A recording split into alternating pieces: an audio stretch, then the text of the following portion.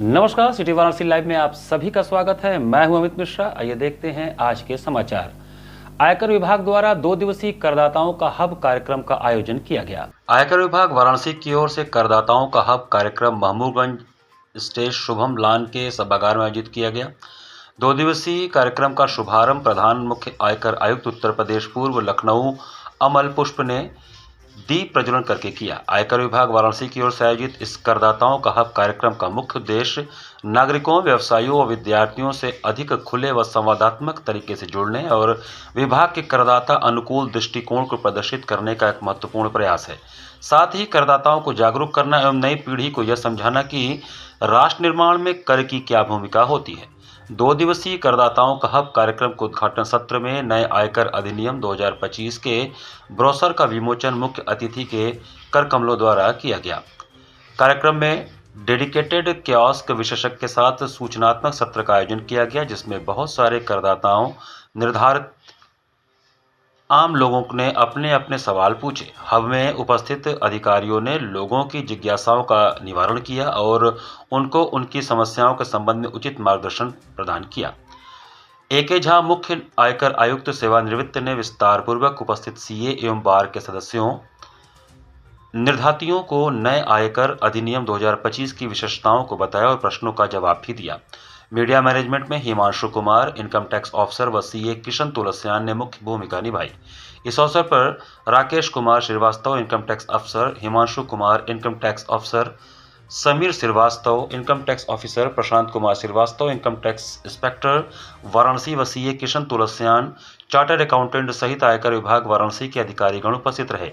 उद्घाटन सत्र के बाद उपस्थित मीडिया कर्मियों से बातचीत में प्रधान मुख्य आयकर आयुक्त उत्तर प्रदेश पूर्व लखनऊ ने नए आयकर अधिनियम 2025 की प्रमुख विशेषताओं पर भी चर्चा व करदाताओं पर इसके प्रभाव की जानकारी दी। टैक्स पेयर हब एक तरह का आउटरीच प्रोग्राम है जिसमें हम डिफरेंट जो टैक्स पेयर्स की कैटेगरीज हैं उनसे इंटरेक्ट करते हैं, उनको बताते हैं टैक्स के प्रावधानों के बारे में, उनसे चर्चा करते हैं, उनकी समस्याएं जानने की कोशिश करते हैं, उनको गाइड करने की कोशिश करते हैं। और ये टारगेटेड आउटरीच प्रोग्राम है। जैसे यहाँ पे जो हम कर रहे हैं उसमें हम टारगेट कर रहे हैं MSMEs को, middle medium and small scale enterprises, industry, tax bar association, institute of chartered accountants of India, अपने डिपार्टमेंट के ऑफिसर्स और सबसे इम्पॉर्टेंट तो स्कूल के बच्चे और यूनिवर्सिटी BHU के स्टूडेंट्स। ये हमारा प्रयास रहता है और हम कोशिश कर रहे हैं कि बच्चों को शुरू से ही इस बात की प्रेरणा दे सकें कि वो एक अच्छे टैक्स पेयर बने, एक अच्छे नागरिक बने, एक जिम्मेदार नागरिक बने, और उनमें ये भावना शुरू से ही विकसित करने का हमारा प्रयास है। हमारे जो इस क्षेत्र के करदाताओं को जागरूकता फैलाने के लिए और अगर उनकी समस्याएं हैं उसको कैसे होना पूरा प्रोसेस है। आप सामने देख रहे हैं टैक्स पेयर हब है। इसमें लाइव टाइम में अगर आपकी कोई ग्रीवांस है, कोई शिकायत है, आप प्रोसेसिंग करना चाहते हैं या नए आयकर अधिनियम से संबंधित कोई जानकारी चाहते हैं, यहाँ आपको तुरंत आज और कल दोनों मिल जाएगा। किसी भी प्रकार का ये हम केंद्रीय प्रत्यक्ष कर बोर्ड की एक पहल है जिसके द्वारा जो है हम नागरिकों को आयकर देने के लिए जागरूक करना चाहते हैं कि वो कितना सिंपल है और आपका जो ये टैक्स आता है वो राष्ट्र निर्माण में हमारे योगदान को बढ़ाता है और उससे राष्ट्र निर्माण होता है। सिगरा स्थित नारकोटम क्षेत्र में नवनिर्मित धर्मशाला का उद्घाटन 31 अक्टूबर शुक्रवार को भारत के उपराष्ट्रपति CP राधाकृष्णन और उत्तर प्रदेश के मुख्यमंत्री योगी आदित्यनाथ करेंगे। सिगरा स्थित नारकोटम में धर्मशाला के उद्घाटन को लेकर गुरुवार को एक प्रेस वार्ता का आयोजन किया गया, जिसमें नारकोटम क्षेत्र के नवनिर्मित धर्मशाला के उद्घाटन समारोह के संबंध में जानकारी दी गई। प्रेस वार्ता में बताया गया कि इस विशाल धर्मशाला का उद्घाटन 31 अक्टूबर को भारत के उपराष्ट्रपति CP राधाकृष्णन और उत्तर प्रदेश के मुख्यमंत्री योगी आदित्यनाथ करेंगे। यह धर्मशाला पूर्वांचल की सबसे बड़ी धर्मशाला होगी, जिसमें 140 वातानुकूलित AC कमरे हैं और यह 10 मंजिल की इमारत है। इसका निर्माण 14,500 वर्ग फुट के क्षेत्र में हुआ है। धर्मशाला में आने वाले श्रद्धालुओं के लिए कई तरह की सुविधाएं उपलब्ध होंगी, जिसमें 174 कारों की पार्किंग की व्यवस्था है और नवंबर से यहां रुकने की सुविधा शुरू हो जाएगी। प्रेस वार्ता में यह भी बताया गया कि श्रद्धालुओं को 3 वक्त का निःशुल्क भोजन दिया जाएगा। बता दें कि यह धर्मशाला उस जमीन पर बनाई गई है जिसे पहले माफियाओं से मुक्त कराया गया था। इस प्रोजेक्ट की नींव तमिलनाडु स्थित श्री काशी नट्टुक्कोट्टई नगर सत्रम ने रखी थी। उद्घाटन समारोह में उत्तर प्रदेश और तमिलनाडु सरकार के मंत्रियों के भी शामिल होने की संभावना है। This new Dharmashala will be declared open by our Indian Vice President Thiru C.P. Radhakrishnan ji and Uttar Pradesh Mukhyamantri Yogi Adityanath ji jointly opening this Dharmashala tomorrow. Nattukottai society अभी कैसे जुड़ा है मंदिर से? क्या क्या अभी कोई इस आपके कम्युनिटी का कोई रोल है मंदिर के टेंपल की पूजा पाठ में? क्या रोल है sir? See, Natkot Chatram, we have been doing good service to the temple. What kind of service we do it? 4 aartis are happening in Kashi Vishwanath temple. Early morning Mangala Aarti, 9 o'clock, 11 o'clock Bhog Aarti, evening 6 o'clock Sapdarishi Aarti, night 9 o'clock Shringar Aarti. Earlier on, 50 years back, all the 4 Aarti puja materials have been sent from our Dharmashala.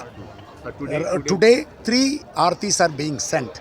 The 6 o'clock Sapdarishi Aarti is being done by themselves, they themselves. All other 3 Aartis are happening from our Chatram. Every time we send the materials to each Aarti is costing around 15,000 rupees per Aarti. That means every day we are spending 45,000 rupees to send the puja materials to Lord Vishwanath. गुरुवार को नगर निगम के नवागत नगर आयुक्त हिमांशु नागपाल ने पदभार ग्रहण किया। नगर निगम के नवागत नगर आयुक्त हिमांशु नागपाल ने पदभार ग्रहण करने के बाद गुरुवार को प्रेस वार्ता कर अपनी कार्य प्राथमिकताएं साझा की। उन्होंने कहा कि शहर की स्वच्छता, सड़क मरम्मत और नागरिक सुविधाओं को सुदृढ़ बनाना उनकी पहली प्राथमिकता होगी। नगर आयुक्त ने बताया कि लेगेसी वेस्ट निस्तारण के कार्य को तेजी से आगे बढ़ाया जाएगा। वाराणसी की फ्लोटिंग पॉपुलेशन को ध्यान में रखते हुए सफाई व्यवस्था को और अधिक सुदृढ़ किया जाएगा। उन्होंने कहा कि नव विस्तारित वार्डों में विकास कार्य प्राथमिकता पर होंगे तथा चल रही परियोजनाओं को गति दी जाएगी। साथ ही नए प्रोजेक्ट लाने की दिशा में भी प्रयास किए जाएंगे। पार्किंग व्यवस्था को सुधारने और अवैध पार्किंग पर सख्ती की बात करते हुए उन्होंने कहा कि डोर टू डोर कूड़ा संग्रहण को 100% सुनिश्चित किया जाएगा। नगर आयुक्त ने कहा कि घाटों की सफाई और गंगा की पवित्रता को बनाए रखने के लिए विशेष अभियान चलाया जाएगा। उन्होंने निर्देश दिया कि नागरिकों की शिकायतों पर तुरंत संज्ञान लिया जाए और अधिकारियों कर्मचारियों द्वारा फोन कॉल का जवाब अवश्य दिया जाए। नगर आयुक्त ने यह भी कहा कि क्षतिग्रस्त सड़कों की मरम्मत कार्यों को तेजी से कराया जाएगा ताकि जनता को किसी प्रकार की असुविधा न हो। बाबा विश्वनाथ की नगरी, देश की सबसे प्राचीनतम नगरी और देश के माननीय प्रधानमंत्री जी के संसदीय क्षेत्र ऐसी काशी नगरी में हमें आज ये कार्य करने का अवसर करने का मौका मिला है। जो माननीय प्रधानमंत्री जी की, माननीय मुख्यमंत्री जी की प्राथमिकताएं हैं, जो योजनाएं हैं, उन्हें क्रियान्वित करना, स्वच्छता के कार्यक्रम को और आगे लेके जाना, ये सुनिश्चित करना कि हमारा डोर टू डोर कलेक्शन का कार्यक्रम, वेस्ट सेग्रीगेशन का कार्यक्रम आगे जाए, रोड स्वीपिंग बेहतर हो, सीवेज की समस्याएं जो लगातार आती हैं उसका निस्तारण हो, जन समस्याएं उनको लेकर तत्काल हम कार्रवाई करें, पब्लिक को रिलीफ दिलाएं, रोड्स की क्वालिटी को बेहतर करें, शहर की जाम की जो समस्याएं हैं उसको लेकर सभी विभाग, पुलिस विभाग हो, जिला प्रशासन हो, पर्यटन विभाग हो, परिवहन विभाग हो, उनके साथ समन्वय करके सभी इन समस्याओं का निस्तारण कराएं और एक योजनाबद्ध तरीके से प्रोजेक्ट्स को लाएं जो पार्किंग से रिलेटेड हो, सड़क चौड़ीकरण से रिलेटेड हो, ताकि ज़्यादा से ज़्यादा हम शहर को पर्यटकों के लिए सहूलियत उनको दे पाएँ। साथ ही साथ शहर के कुंड, शहर के जो पार्क हैं उनके जीर्णोद्धार को लेकर कार्यक्रम चलाने हैं और वरुणा नदी और अस्सी नदी के जीर्णोद्धार इनको लेकर लगातार कार्य चल रहे हैं। उन्हें अब फाइनल स्टेजेस में प्लान है, उन्हें अब क्रियान्वित कराने की आवश्यकता है, वो क्रियान्वित कराना। इस वर्ष मां गंगा के पावन तट पर 1 नवंबर से 4 नवंबर तक काशी गंगा महोत्सव का आयोजन किया जाएगा। उत्तरवाहिनी मां गंगा के तट पर प्रतिवर्ष काशी गंगा महोत्सव का आयोजन प्रबोधिनी एकादशी से प्रारंभ होकर कार्तिक पूर्णिमा के एक दिवस पूर्व संपन्न होता है तथा देव दीपावली का आयोजन कार्तिक पूर्णिमा के दिन किया जाता है। इस वर्ष काशी गंगा महोत्सव का आयोजन 1 नवंबर 2025 से 4 नवंबर 2025 तक राजघाट पर आयोजित किया जा रहा है तथा देव दीपावली 5 नवंबर 2025 को आयोजित होना सुनिश्चित हुआ है। इस संदर्भ में गुरुवार को मंडल आयुक्त सभागार में प्रेस वार्ता कर मंडलायुक्त एस राजलिंगम ने बताया कि काशी गंगा महोत्सव एवं देव दीपावली का आयोजन मुख्यमंत्री उत्तर प्रदेश की प्रेरणा तथा पर्यटन एवं संस्कृति मंत्री उत्तर प्रदेश सरकार जयवीर सिंह जी के मार्गदर्शन में एक नए कलेवर में प्रस्तुत होगा। इस वर्ष काशी गंगा महोत्सव का भव्य शुभारंभ 1 नवंबर को रविंद्र जायसवाल राज्य मंत्री, स्वतंत्र प्रभार, स्टाम्प तथा न्यायालय शुल्क एवं पंजीयन विभाग उत्तर प्रदेश सरकार तथा अन्य गणमान्य अतिथियों द्वारा दीप प्रज्वलित करके किया जाएगा। काशी गंगा महोत्सव में संगीत की सभी विधाओं का प्रस्तुतिकरण कराया जा रहा है। महोत्सव में राष्ट्रीय एवं अंतर्राष्ट्रीय स्तर पर ख्याति प्राप्त कलाकारों को आमंत्रित किया गया है।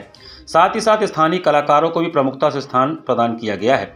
मंडलायुक्त एस राजलिंगम ने बताया कि देव दीपावली 5 नवंबर को वाराणसी के मनोरम घाटों पर देव दीपावली समितियों द्वारा तथा कुंडों एवं तालाबों पर उनकी समितियों द्वारा एक साथ दीपक प्रज्वलित किए जाएंगे। पर्यटन विभाग, उत्तर प्रदेश सरकार, महोत्सव समिति वाराणसी द्वारा 10 लाख से अधिक मिट्टी के दीपकों की व्यवस्था की गई है। दीपक, तेल एवं बाती आदि का वितरण 31 अक्टूबर से राजघाट से होना आरंभ होगा। गंगा के घाटों तथा दूसरी ओर के तट को सम्मिलित करते हुए दीपोत्सव कार्यक्रम हेतु 20 सेक्टर बनाए गए हैं। सभी सेक्टर्स के नोडल अधिकारियों को भी नामित कर दिया गया है। देव दीपावली के अवसर पर वाराणसी में 25 मिनट का काशी कथा का 3D प्रोजेक्शन मैपिंग तथा लेजर शो का प्रदर्शन किया जाएगा, जिसमें काशी की दिव्यता, इतिहास और आस्था के अनूठे संगम का प्रदर्शन किया जाएगा। 4 तारीख तक का हम लोग गंगा महोत्सव का आयोजन करेंगे। इसमें राजघाट पर आयोजन होगा। विभिन्न कलाकारों का इसमें इवेंट्स वहाँ पे आयोजित की जाएगी। 5 तारीख को जो देव दीपावली है, इसमें जैसे लोग अपने घरों को और जो प्रतिष्ठान है उसको सजाते हैं, घाटों को भी सजाते हैं, वहाँ पे दिया रखे जाता है। इसके साथ साथ आतिशबाजी का भी इसमें रहता है, लेजर शो और प्रोजेक्शन मैपिंग का भी रहता है। ये सारा कार्यक्रम जो विगत वर्ष की भांति इस वर्ष भी किया जाएगा। सर, इस बार मुख्यमंत्री ने कहा कि ग्रीन देव दीपावली मनाई जाएगी, उसका क्या कॉन्सेप्ट है और क्या कुछ इसमें नया किया जा रहा है इस बार? नहीं, इसमें जो क्रैकर का भी है वो ग्रीन क्रैकर ही हम लोग यूज़ करते हैं और जो दिया है वो पूरा मिट्टी की उसको यूज़ करते हैं। और गोबर से बनी हुई दिया को भी इसमें हम बढ़ावा दे रहे हैं। तो इस प्रकार की कोई ऐसी चीज़ नहीं है जो पर्यावरण को नुकसान पहुंचाई जाएगी। इसी प्रकार हम लोग इस बार ग्रीन देव दीपावली की ओर ही हमारा सारा प्लानिंग है। दिल्ली के गुरुद्वारा मोतीबाग से शुरू हुआ गुरु गोविंद सिंह जी एवं उनकी पत्नी माता साहिब कौर जी के पवित्र चरण पादुकाओं का जोड़ा चरण सुहावे पवित्र यात्रा गुरुवार को वाराणसी पहुंचा। दिल्ली के गुरुद्वारा मोतीबाग से शुरू हुई ऐतिहासिक गुरु गोविंद सिंह जी और उनकी पत्नी माता साहिब कौर जी के पवित्र चरण पादुकाओं का जोड़ा चरण सुहावे पवित्र यात्रा प्रयागराज से चलकर लगभग 4 बजे वाराणसी पहुंचा। साहिब कौर जी की चरण पादुकाएं 300 वर्ष पहले भारत सरकार केंद्रीय मंत्री हरदीप सिंह पुरी के पूर्वजों को सौंपी गई थी।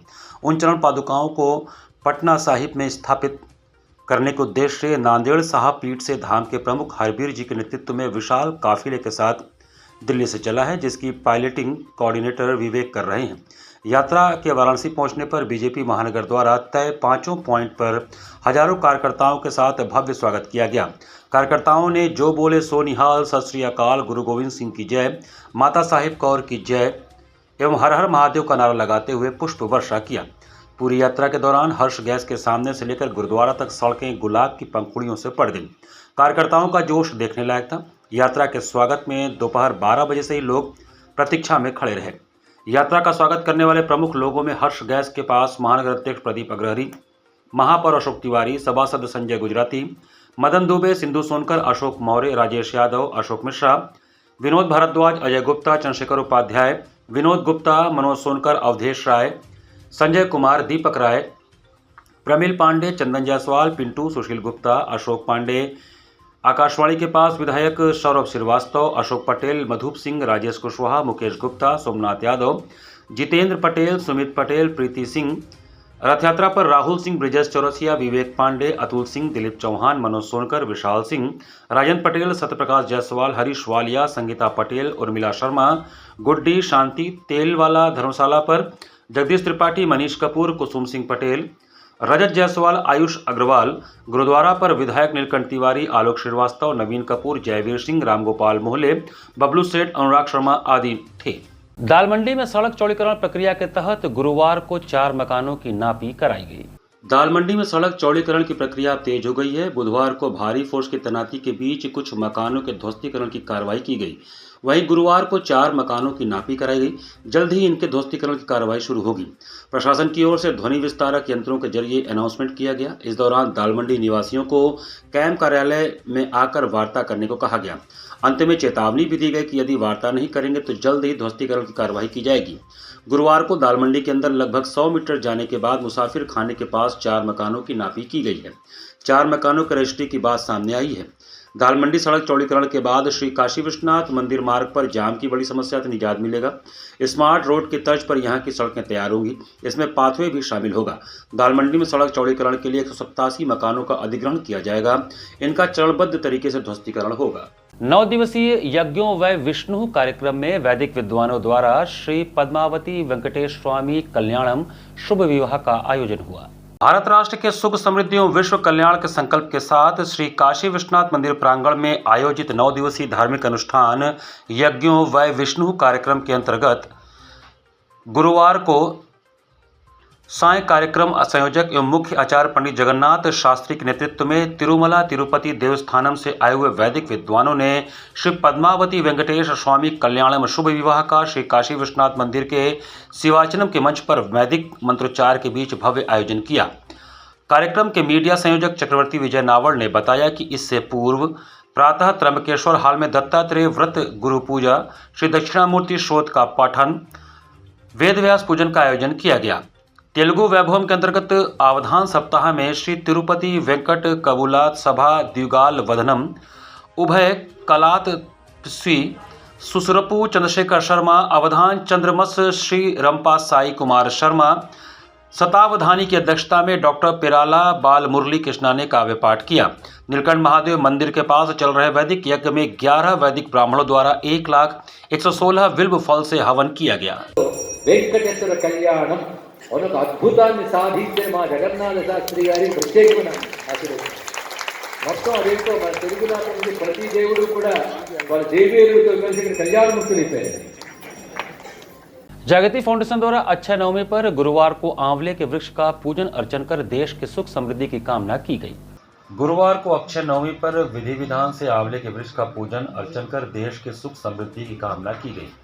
जागृति फाउंडेशन के तत्वावधान में 80 स्थित गोयनका संस्कृत विद्यालय परिसर में संस्था के महासचिव राम यश मिश्र द्वारा आज से 19 वर्ष पूर्व लगाए गए आंवले के पौधा जो आज पेड़ का स्वरूप धारण कर चुका है, उसका विधि विधान से पूजन अर्चन किया गया।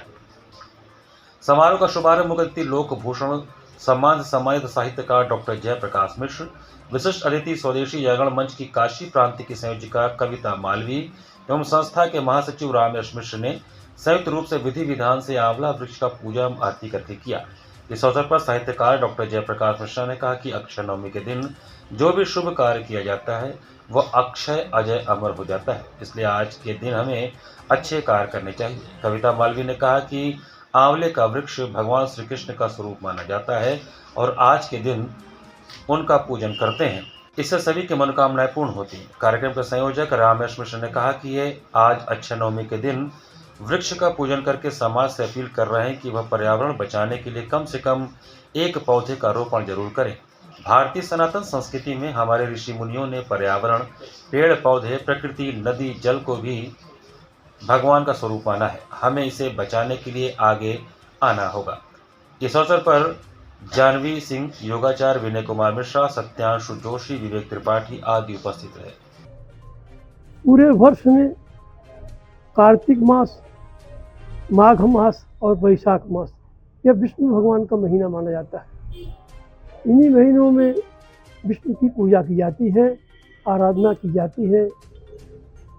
आंवला वृक्ष आदि वृक्ष माना जाता है, इसमें भगवान वासुदेव, भगवान विष्णु का वास माना जाता है। इसको विष्णु का प्रतीक ही मानते हैं। यह परिसर गोयनका विद्यालय का परिसर है, जहाँ पर आज के ठीक 19 वर्ष पहले हम रामेश मिश्रा जी और अशोक पांडे जी, तमाम और लोग मिल कर के इस वृक्ष का वृक्षारोपण किए थे। आज हम लोगों को प्रसन्नता है कि यह काफ़ी विशाल रूप में हो गया है और प्रतिवर्ष नवमी को ही नहीं, बराबर हम लोग महीने 2 महीने पर आकर के इस वृक्ष का दर्शन करते हैं और पुण्य का भागी होता है। कहा जाता है कि अच्छे नवमी पे जो भी आप काम करेंगे, चाहे धर्म चाहे अधर्म, वो अच्छे हो जाता है। तो भरसक प्रयास करना चाहिए कि आज काम शुभ करिए, अच्छा करिए, किसी की भलाई करिए। हमारे सामने बगल में जो आप पेड़ देख रहे हैं, हम लोग ये आंवला का पेड़ आज से 19 वर्ष पूर्व लगाए थे हम, और आज ये 2006 में लगा था, जितना बड़ा हो गया और फल भी दे रहा है। तो हम लोग हर वर्ष की भांति इस वर्ष भी आंवला वृक्ष का पूजन अर्चन किए हैं और कहा जाता है कि वृक्षों में आंवला जो भगवान कृष्ण का स्वरूप है। तो आज सुबह हम लोग पूजा की। हमारे बीच लोक भूषण सम्मान से सम्मानित डॉक्टर जयप्रकाश मिश्र जी हैं, स्वदेशी जागरण मंच की हमारे काशी प्रांत की संयोजिका आपकी ये कविता मालवी जी हैं, जानवी जी हैं, योगाचार्य विनय मिश्र जी हैं और तमाम लोग। आज हम लोगों ने पूजन अर्चन करके यही कामना किया है कि हे बाबा विश्वनाथ, हे अच्छे आंवला वृक्ष हम लोग को सुख समृद्धि समाज को दीजिए, कल्याण करिए सबका। मामूलगंज में चल रहे 4 दिवसीय गौ पूजन कार्यक्रम का गुरुवार को समापन हुआ। मामूलगंज क्षेत्र में चल रहे 4 दिवसीय कार्यक्रम का बुधवार को गौ पूजन के साथ समापन हुआ। इस अवसर पर वृंदावन से पधारे कथावाचक संत श्री रसराज जी महाराज एवं परम गौ उपासक गोपेश कृष्णदास सहित कृष्ण कुमार खेम का गीता प्रेस एवं गुरुकुल के सैकड़ों छात्रों एवं आम लोगों ने गौ माता एवं बछड़े के साथ कृष्ण बलराम के पीछे चलते हुए नगर भ्रमण किया। इस भव्य झांकी से काशीवासियों को गौ सेवा का दिव्य संदेश दिया गया। इस अवसर पर बनारस घराने के अनेक कलाकारों ने अलग अलग शास्त्रीय संगीत एवं कथक नृत्य की प्रस्तुति दी। सर्वप्रथम भजन गायक बनारस घराने के विख्यात कलाकार पंडित आनंद किशोर मिश्र द्वारा कृष्ण पद का गायन हुआ। उनके साथ संगत कलाकार श्रीकांत मिश्रा तबला एवं शिवम बनारसी बांसुरी ने शास्त्रीय संगीत एवं शास्त्रीय तबला एवं बांसुरी वादन की प्रस्तुति दी। इसके पश्चात बनारस यूथ थिएटर के डायरेक्टर उत्कर्ष शास्त्र बुद्धे एवं उनकी टीम के द्वारा भगवान कृष्ण के गौचरण एवं गोवर्धन पर्वत उठाने की लीला की प्रस्तुति की गई। इस लीला में भगवान कृष्ण ने भारतवासियों को जागरूक होने का आह्वान किया और याद दिलाया कि कैसे द्वापर में वो गायों की सेवा करते थे, पर आज उनके भक्त उनकी गौ सेवा को भूल गए हैं। इस अवसर पर स्वामी कृपात्री जी महाराज के द्वारा सन 1966 में हुए गोरक्षा आंदोलन का नाट्य लीला मंचन बनारस यूथ थिएटर के तत्वावधान में डायरेक्टर उत्कर्ष शास्त्र बुद्धे एवं उनकी मंडली द्वारा प्रस्तुत किया गया। गोपाष्टमी महामहोत्सव है। गोपाष्टमी महामहोत्सव के उपलक्ष्य में शोभा यात्रा निकली है। उसके बाद यहाँ पे सांस्कृतिक कार्यक्रम होंगे। फिर उसके बाद कृपात्री जी महाराज जी की अगुवाई में जो सन 66 में आंदोलन हुआ था उसका नाट्य रूपांतरण होगा और सबके लिए महाप्रसाद होगा। कितने वर्षों से हो रहा है? ये प्रत्येक वर्ष होगा। इसका उद्देश्य क्या करना है? इसका उद्देश्य समाज में गो चेतना को व्याप्त करना है। घाट संध्या कार्यक्रम में अंशिका सिंह ने पारंपरिक लोकगीतों एवं भजनों की मनोहारी प्रस्तुति दी। पवित्र पावनी मां गंगा के तट पर कार्तिक मास के शुक्ल पक्ष की अष्टमी तिथि में युवा कलाकार के माध्यम से दादरा भजन एवं छठ गीत का अद्भुत संगम प्रवाहित हुआ।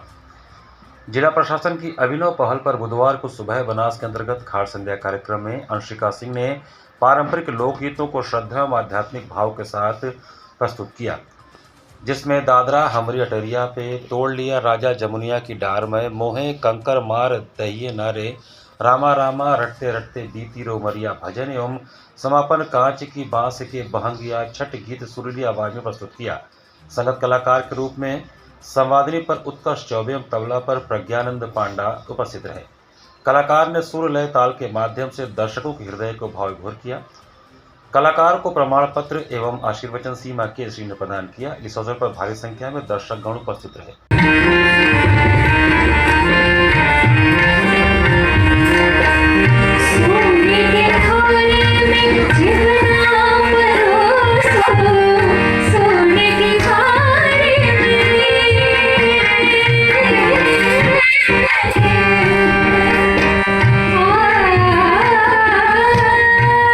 काशी वंदन सांस्कृतिक कार्यक्रम में वाराणसी के ऋतिक शुक्ला का मनोहारी बांसुरी वादन हुआ। बुधवार को जिला प्रशासन वाराणसी में मंडलायुक्त एस राजलिंगम जी के पहल पर आयोजित होने वाले सांस्कृतिक संध्या कार्यक्रम में वाराणसी के ऋतिक शुक्ला का बांसुरी वादन का कार्यक्रम आयोजित हुआ। उन्होंने सर्वप्रथम राग यमन में बंदिश तथा एक भजन और राम नाम का धुन बजाकर वहां बैठे श्रोताओं से खूब तालियां बजवाईं और वाहवाही लूटी। इनके साथ तबले पर रुद्राक्ष प्रताप सिंह एवं हारमोनियम पर प्रवीण सिंह ने कुशल संगत किया। कार्यक्रम का संचालन एवं धन्यवाद ज्ञापन अनूप मिश्रा ने किया। कार्यक्रम संयोजक अंशुमान महाराज रहे।